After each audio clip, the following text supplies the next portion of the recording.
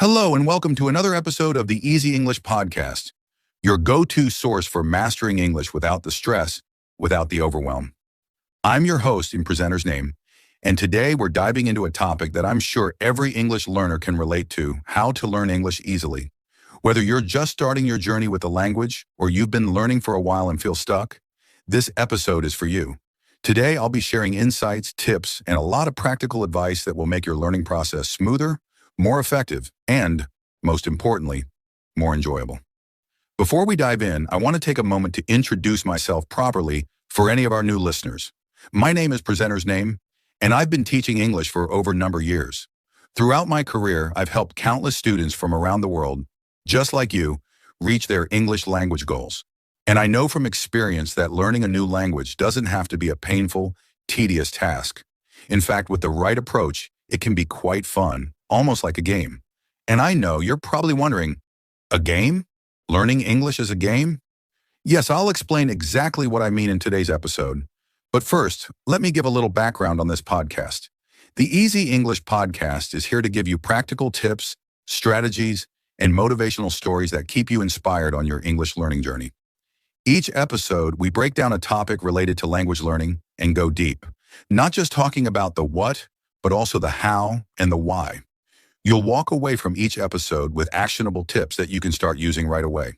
And trust me, consistency is the key when learning a language, and every small step you take brings you closer to fluency. So let me take you back to a time in my life when I had to learn a foreign language myself. I was in my early 20s, and I decided to move to country name, a country where the language was completely unfamiliar to me. Now, I had taken a few classes in that language back in school, but like many of you probably feel, it just didn't stick. I remember sitting in my tiny apartment in city name, completely lost. The grocery store, the street signs, the public transportation system, everything was in this foreign language that I didn't understand. I felt overwhelmed, just like many English learners do when they're first starting out. But slowly, day by day, I started to pick things up. And no, it wasn't through endless hours of textbook learning. Instead, I started focusing on practical situations. I learned words that I needed to survive, to order food, to navigate the city, and gradually I realized something important. Learning a language doesn't have to be overwhelming if you focus on what's relevant to you at the moment. That was my first breakthrough, and that's the first lesson I want to share with you today. You see, one of the biggest mistakes language learners make is trying to learn everything at once. They want to know all the grammar rules, memorize lists of vocabulary, and be able to speak fluently from day one. But that's not how our brains work. The key to learning English, or any language, is focusing on what's relevant to you at each stage of your learning journey. For example, let's say you're learning English because you want to travel. You don't need to know complex business terms or scientific vocabulary right away. What you need are phrases and words that will help you navigate an airport, check into a hotel, or order a meal at a restaurant. And once you've mastered that, you can start building on it. Here's a concrete example. When I was learning language name, I didn't start by learning all the verb tenses or memorizing hundreds of words. No, I started by learning how to introduce myself. It's one of the most basic, yet practical things you can learn in any language. And that's what I encourage you to do in English. Start with the basics, things you'll actually use in everyday situations. Learn how to introduce yourself, how to ask for directions, how to make small talk. These are things you'll encounter almost daily, and once you're comfortable with them, you'll have built a solid foundation that you can expand on. So let's dive a bit deeper into what I mean. Imagine you're meeting someone for the first time in English. You want to make a good first impression, but you're not sure how to introduce yourself properly. Well, here's a simple, effective structure you can follow. First, start with a greeting.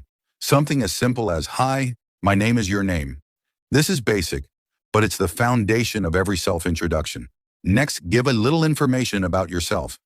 You could say something like, "I'm from your country," or "I live in your city." This is a chance to share something personal and relatable. Then add a detail about what you do. For example, "I'm a student," or "I work in your job field." Keep it simple and straightforward. Finally, you can end with a question to keep the conversation going. Something like, "What about you?" or "Where are you from?" And there you have it, a simple yet effective way to introduce yourself in English. Now you might be thinking, okay, I get the basics, but what about the hard stuff? Well, the hard stuff comes with time.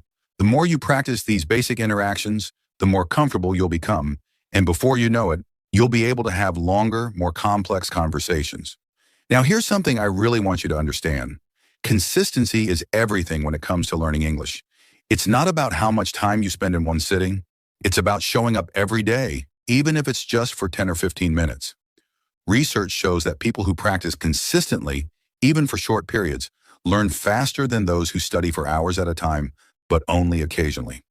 In fact, according to a study published by Research Institution, learners who practice for just 15 minutes a day retain information up to 30% better than those who cram for longer sessions. So let's say you're learning 5 new words a day. That's it, just 5 words. In a month, that's 150 new words. And in a year, that's 1,825 new words in your vocabulary. Imagine how much more confident you'll feel knowing that you've built your English vocabulary step by step, day by day. Here's an example. I once had a student named Student's Name. She was determined to learn English, but she struggled with consistency. She would study for hours one week and then not study at all the next. I encouraged her to adopt a daily routine, even if it was just 10 minutes. Within a few months, her progress skyrocketed. By the end of the year, she had learned over 1,000 new words and was able to hold a conversation in English with ease. Her success wasn't because she studied for hours, but because she showed up every day, no matter how busy her schedule was. So, what's the takeaway from today's episode? First, focus on what's relevant to you.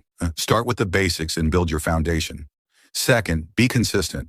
Even if it's just 10 minutes a day, commit to showing up every day. And finally, don't be afraid to make mistakes. Every mistake is a step toward improvement. Remember, learning English, or any language, is a journey, not a destination. It takes time, but with the right approach, it can be an enjoyable and rewarding process. Thank you so much for tuning into the Easy English Podcast. I hope you found today's episode helpful, and I encourage you to take these tips and put them into practice. If you enjoyed this episode, please consider leaving a review or sharing it with a friend who might find it helpful.